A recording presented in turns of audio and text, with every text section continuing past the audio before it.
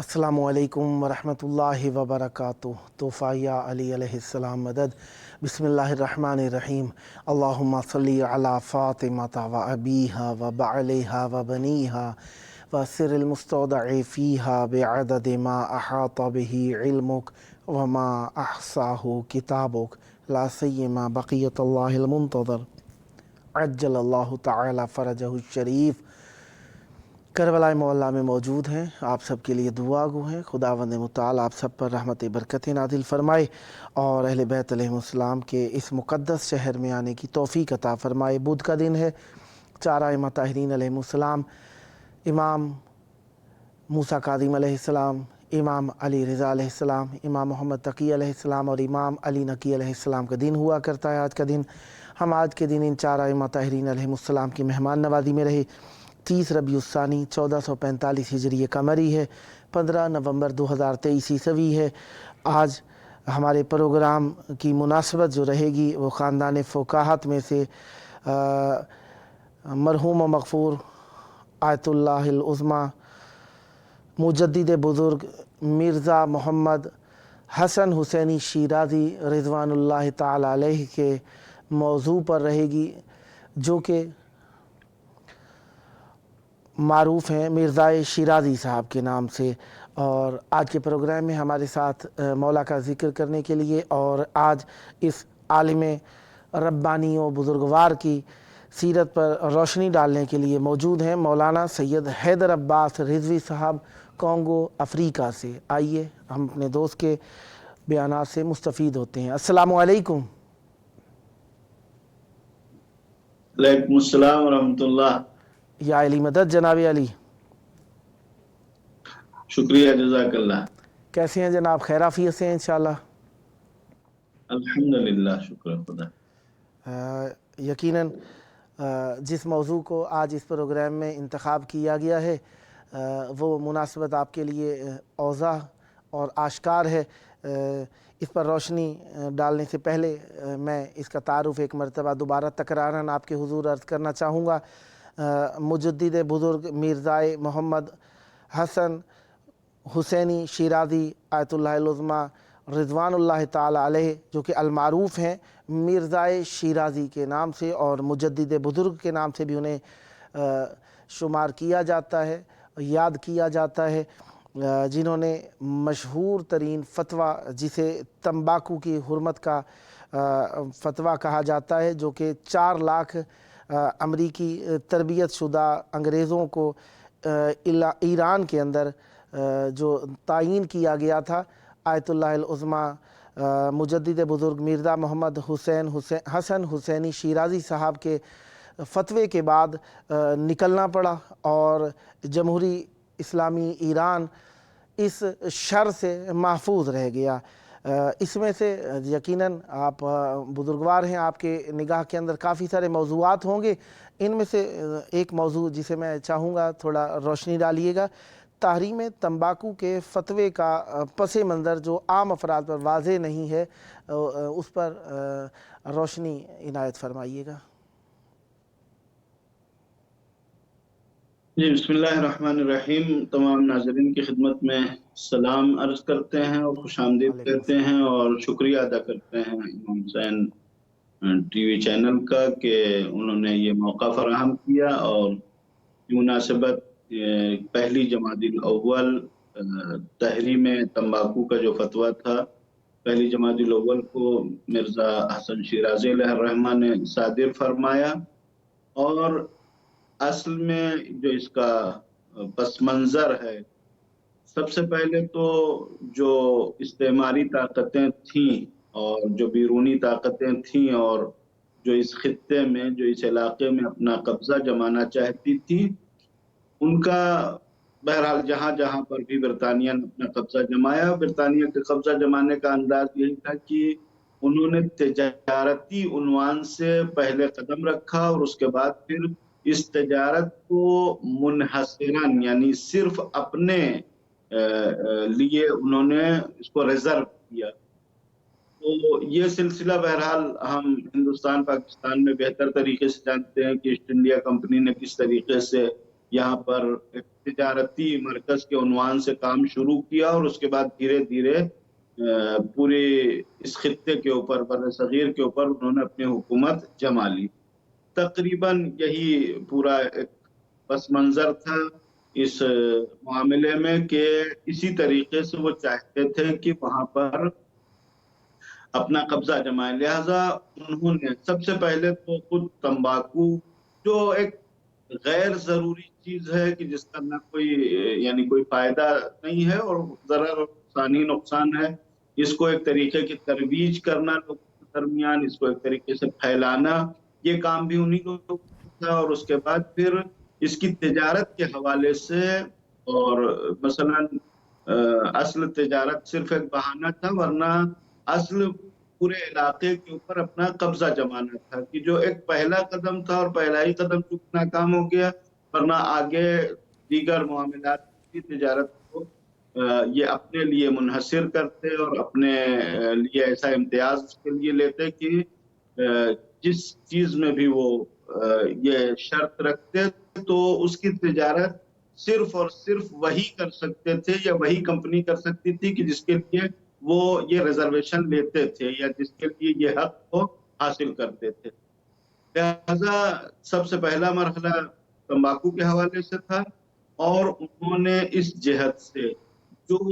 ममलकती अनासिर थे, यानी मसलन जो शाह था या हाकिम था उस जमाने का, या जो वज़रा थे या जिनका ताल्लुक तिजारत के तिजारती मामलात से था, उन तमाम लोगों को उन्होंने काने कर लिया था, उन्होंने राज़ी कर लिया था। लिहाजा ये करारदाद, ये एग्रीमेंट तैयार हो चुकी थी, यानी सरकारी एतबार से, ऑफिशियल एतबार से, गवर्नमेंट की तरफ से ये काबिल कबूल था। और इसके बाद जब लोगों को इस बात का अंदाजा हुआ या लोगों के दरमियान ये बात शाया हुई पहली कि इस तरीके से कंपनी ने तंबाकू की तिजारत को अपने लिए रिजर्व किया है, यानी तंबाकू की खरीद फरोश सिर्फ और सिर्फ वही एक कंपनी कर सकती, उसके अलावा दूसरे किसी कंपनी को या किसी शख्स को इस बात का हक नहीं होगा कि वो तंबाकू की तिजारत करे। इसके लिए उन्होंने जो हुकूमत को ऑफर किया था, हुकूमत एक बड़ी रकम दिया था मजमूई तौर पर इस इम्तियाज को हासिल करने के लिए, और उसके अलावा इस मुकम्मल तिजारत का 1/4 हिस्सा वो भी हुकूमत को दिया जाता है, यानी एक मुकम्मल रकम अदा किया इसके लिए, और फिर इस तिजारत से जो भी फायदा होता उसमें 25% 1/4 हिस्सा ये हुकूमत को अदा किया जाता। इस दरमियान पब्लिक यानी तंबाकू लगाने वाले या जो लोग उसकी काश्त करते हैं, जो उसको पैदा करते, वो सब यानी ईरानी होते, और उसके बाद फिर इस्तेमाल भी इसी ईरान में होना था। लेकिन फायदा किसको उठाना था? फायदा जो है दूसरी कंपनी जो बाहर से आई है उसको उठाना था।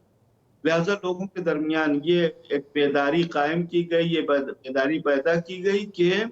इस किस्म के मामलात में लोगों का हक ज़ाया होगा और कंपनी जिस कीमत में चाहेगी खरीदेगी, जिस कीमत में चाहेगी बेचेगी, और किसी को भी ये हक हासिल नहीं होगा कि मसलन कीमत कम या ज्यादा कर सके, क्योंकि कोई दूसरे उसका रकीब या उसका कंपटीटर नहीं होगा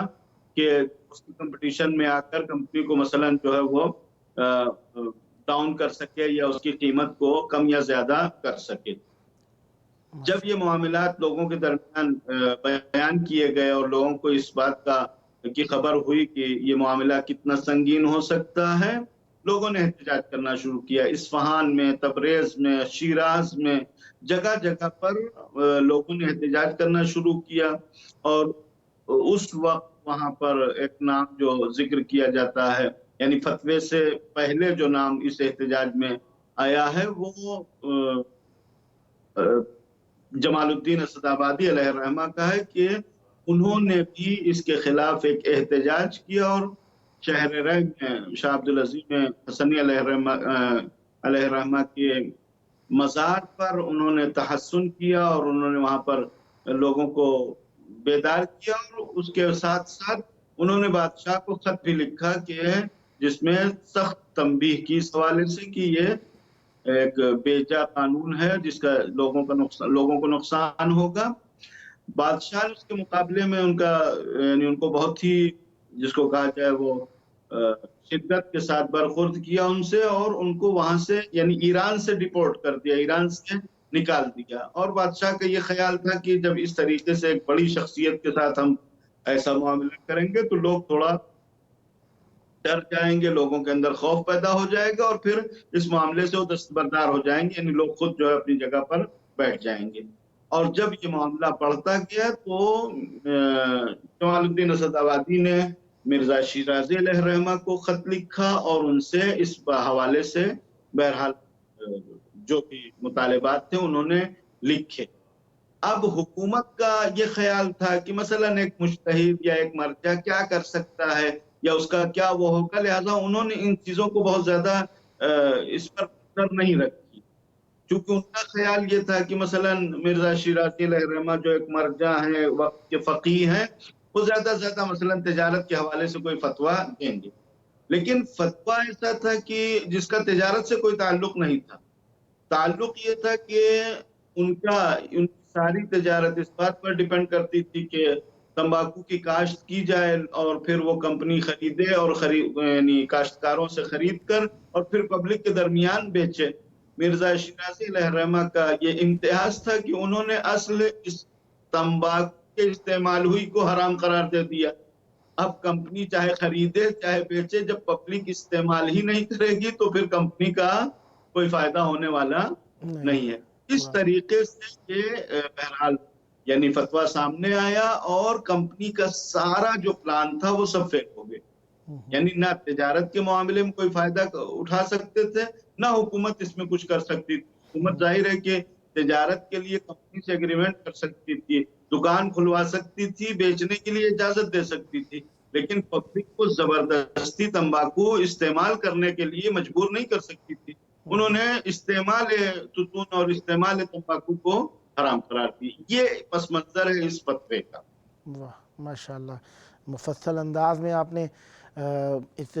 حرمت تمباکو جو کہ ناصر الدین قاچار نے برطانوی حکومت کو اجازت دی تھی، اس کے خلاف آیت اللہ العظمیٰ مجدد بزرگ مرزا محمد حسن حسینی شیرازی رضوان اللہ تعالی علیہ کے مشہور و معروف فتوے کے پس منظر کو آپ نے بیان فرمایا.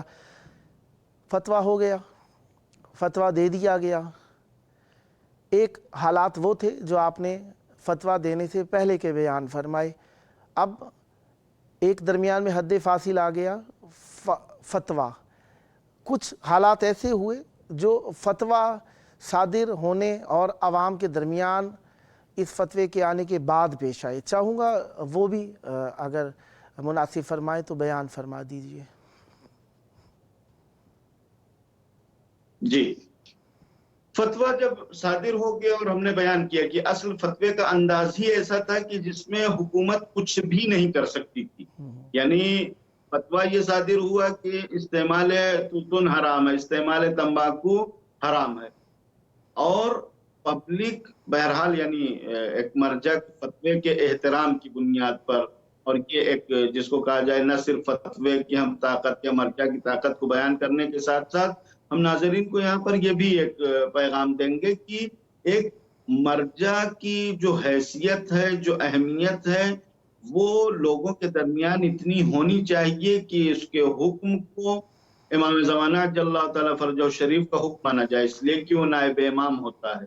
وہ اپنی طرف سے یا اپنے خواہش کی بنیاد پر یا اپنے گویا فکر اور سوچ کی بنیاد پر کوئی حکم نہیں دیتا ہے، بلکہ وہ اصل امام کے حکم کو لوگوں کے درمیان پیادہ کرتا ہے، لوگوں کے درمیان نافذ کرتا ہے. لہٰذا لوگوں کے درمیان بھی یہ شعور ہونا چاہیے کہ مرجع جو کہہ رہا ہے وہ در حقیقت حکم امام ہے. لہٰذا اس طریقے سے احترام کرے کہ جس طریقے سے کہ ایک امام معصوم کے حکم کا احترام ہوتا ہے، جو بہرحال آج کے زمانے میں ہم اس کو کم دیکھتے ہیں کہ اگر کسی مسئلے میں کسی مرجع کا فتویٰ آ جائے تو بھی ٹال مٹول کہیں نہ کہیں جو ہے وہ لوگ راستہ نکالنے کی کوشش کرتے ہیں. لیکن اس وقت لوگوں نے جب یہ مان لیا، یہ فیصلہ کر لیا کہ نہیں استعمال نہیں کرنا ہے تمباکو، تو ظاہر ہے کہ سارا ان کا جو پلان تھا وہ فیل ہو گیا، وہ سارا نقش برآب ہو گیا، اور اس طریقے سے ایک جو دوسری جہت ان کے سامنے آئی، یعنی استعماری طاقتوں کے سامنے آئی، کہ ایک چھوٹا سا مسئلہ تھا بظاہر ان کے لیے، ایک تجارتی مسئلہ تھا، اور اصل مقصد ان کا مثلا جو حکومت کو حاصل کرنا تھا۔ ان کو یہ بات بھی سمجھ میں آ گئی کہ اگر ایک مرجع کے کہنے پر لوگ تمباکو، جس کے لیے انہوں نے بارہا ترویج کی تھی یا لوگوں کو عادت ڈلوائی تھی، اور وہ اس بات سے مطمئن تھے کہ جب ہم یہ کاروبار شروع کریں گے تو لوگ خریدیں گے، یعنی لوگوں کی عادت پڑ چکی ہے اور لوگ اس کو خریدیں گے۔ جب انہوں نے دیکھا کہ ایک فتوے کی بنیاد پر لوگوں نے استعمال چھوڑ دیا،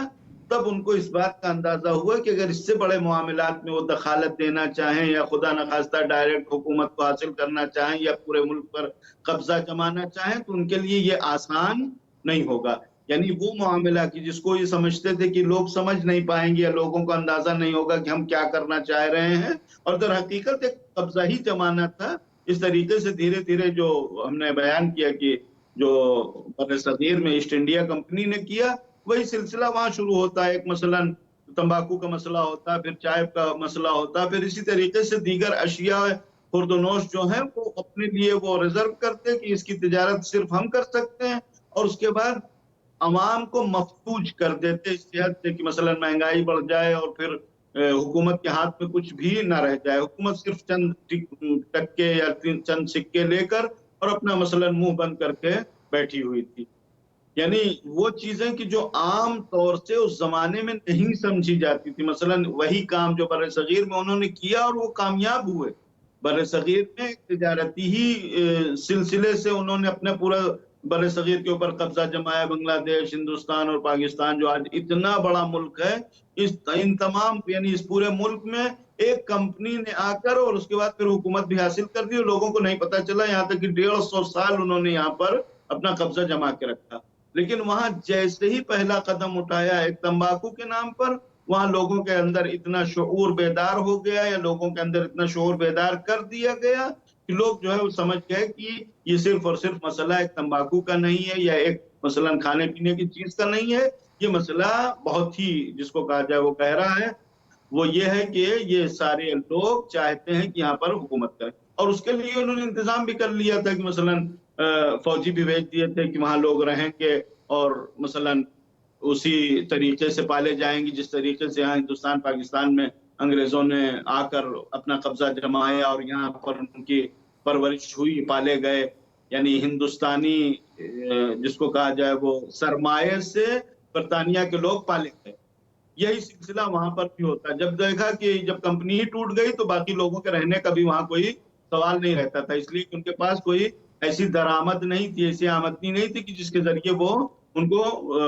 کے اوپر خرچ کر سکتے۔ لہٰذا انہوں نے جو کچھ بھی یعنی فوج وغیرہ بھیجی تھی وہ انہوں نے واپس بلا لیا کہ وہاں پر اپنا کام ہونے والا نہیں۔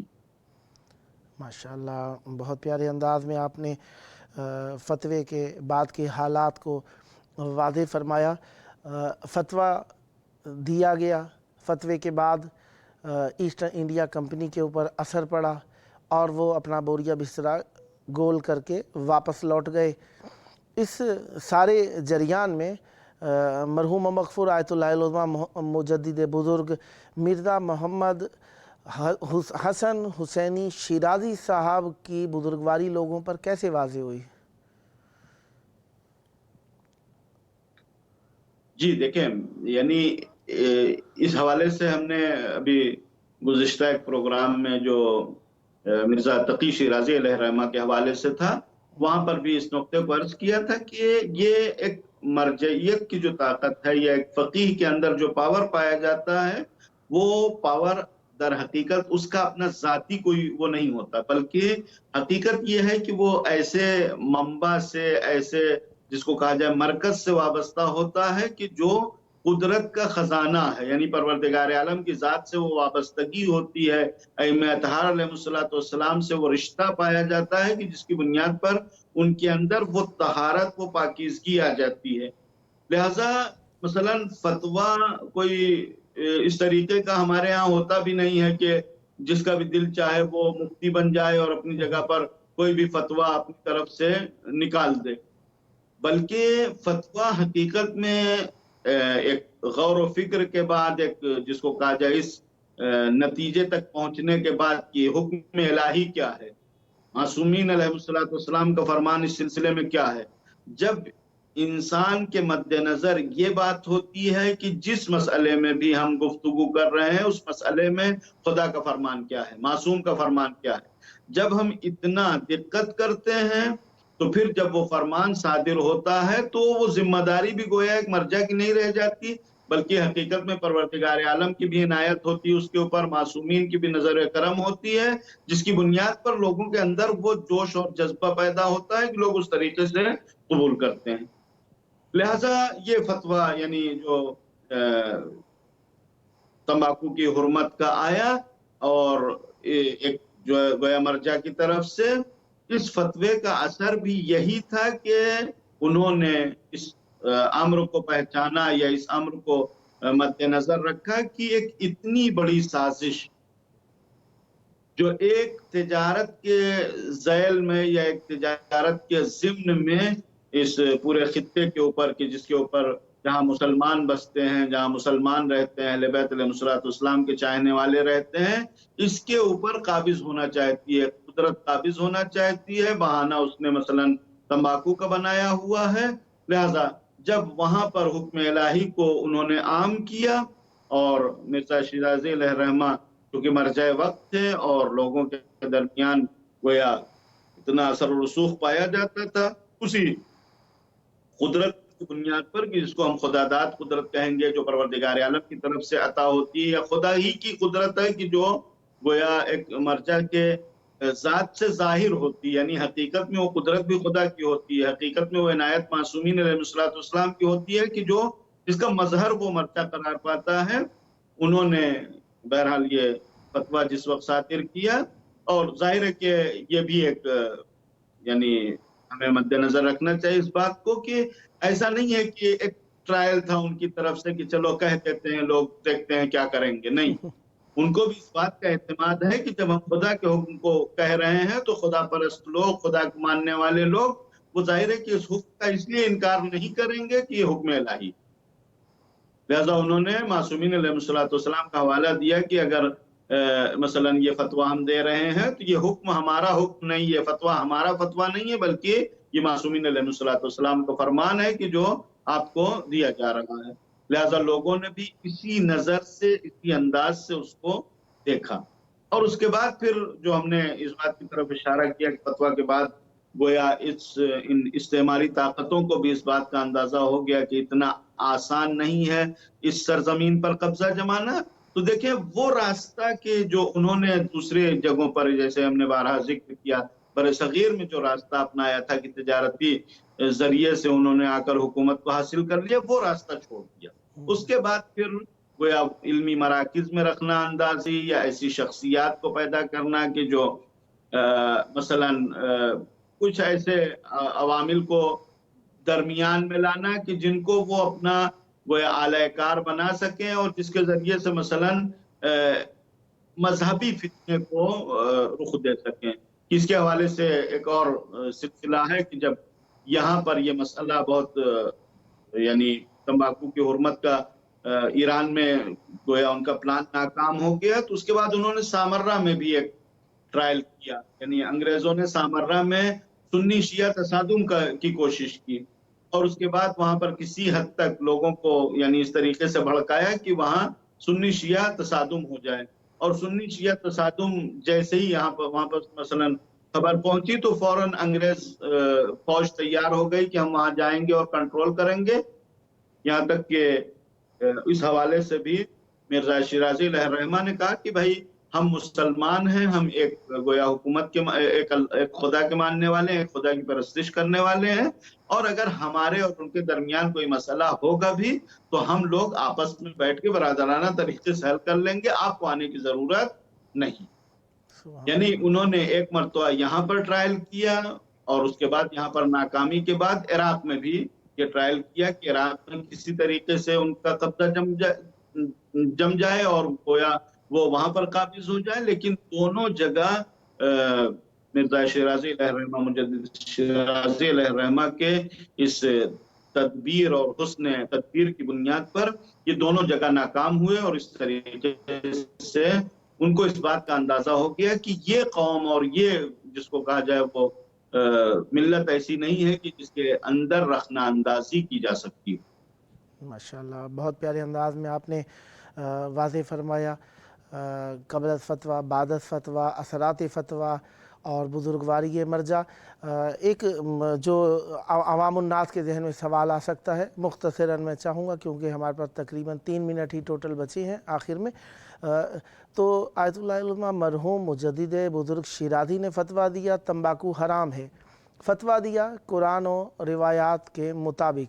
कि फ़तवा तंबाकू हराम है। तो आज के दौर में जो ये लोग पी रहे हैं, क्या इनके लिए भी हराम है? वो हराम था, किस बुनियाद पर हराम था? आजकल जो पी रहे हैं, क्या इसके ऊपर कोई थोड़ा बहुत रोशनी डालेंगे? जी देखें, चूंकि ये खुद एक इज्तिहादी मसला है, लिहाजा हम इजहार नजर नहीं करेंगे, लेकिन वहां पर इसीलिए हमने पहले इशारा किया कि मसला तंबाकू के बेचने और तंबाकू के खरीदने का नहीं था। मसला असल उसके पीछे की साजिश का था कि इसके जरिए से वो चाहते थे कि एक पूरी हुकूमत के ऊपर कब्जा जमाएं, जो काम मसलन वो दूसरे ममालिक में कर चुके थे, बरे सगीर में कर चुके थे। लिहाजा मिर्जा शिराज़ी अलैहिर्रहमा ने जो हुर्मत का फतवा दिया वो सिर्फ इस्तेमाल की बुनियाद पर नहीं था कि उसके इस्तेमाल से ज़रर होगा या नहीं होगा। आज भी ऐसे मराजे हैं कि जो यानी जो मराजे का फतवा है वो यही है कि अगर ज़रर है तो फिर हराम है, लेकिन क्योंकि मसलन उसके ज़रर या उसके ज़रर को कम करने के लिए जो फिल्टर लगाए गए हैं और जिसकी बुनियाद पर उसके ज़रर को कमतर किया गया है, उसकी बुनियाद पर एक हद तक जिसको कहा जाए वो रवा रखा गया है। वरना आज भी मसलन मकारिम शिराज़ी हफ़िज़हुल्लाह ताला का ये फतवा है, या बाज़ दीगर मराजे का भी जिनका नाम अभी ज़हन में नहीं है, इस तरीके से फतवा है। मसलन सिगरेट जो आदमी पी रहा है, छोड़ना हराम नहीं, छोड़ना वाजिब नहीं उसके लिए, लेकिन शुरू करना हराम।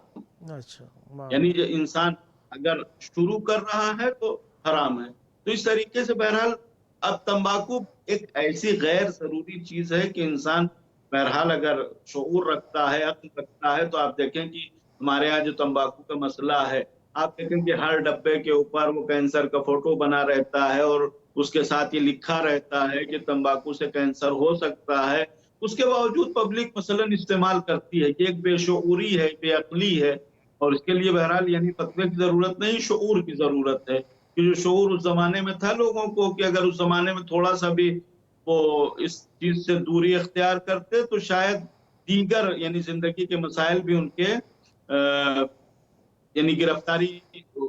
में फंस जाते या पूरे तरीके से वो गिरफ्तार हो जाते उन मसलों में। उससे बचाए अगर आज भी शऊर हो तो कम से कम सेहत के मसले में काफी लोग जो है वो आसाइश से रहेंगे, आराम से रहेंगे। यानी कोई ऐसी जरूरी चीज नहीं है कि इंसान तंबाकू को इस्तेमाल ही करे। खुदावंद मुताल आपकी तौफीकात खैर में इजाफ़ा फरमाए। बहुत अच्छे और मुफस्सल बयान के साथ आपने उलमा की सीरत पर और आज के दौर के अंदर हालात हाज़रा पर भी गुफ्तगू फरमाई। खुदावंद मुताल आपकी तौफीकात खैर में इजाफ़ा फरमाए और हम सब को भी अहले बैत अलैहिमुस्सलाम की सीरत पर अमल करने वाले उलमा के मानने और उनकी सीरत को उजागर करने की तौफीक अता फरमाए। खुदावंद मुताल पर रहमत बरकत नादिल फरमाए। ये थे मौलाना सैयद हैदर अब्बास रिजवी साहब, कॉन्गो अफ्रीका से। सदा सलामत रहें। प्रोग्राम का आखिरी वक्त, आइए मौला के ज़हूर की दुआ करें। अल्लाहुम्मा अज्जिल वलीयकल फ़रज।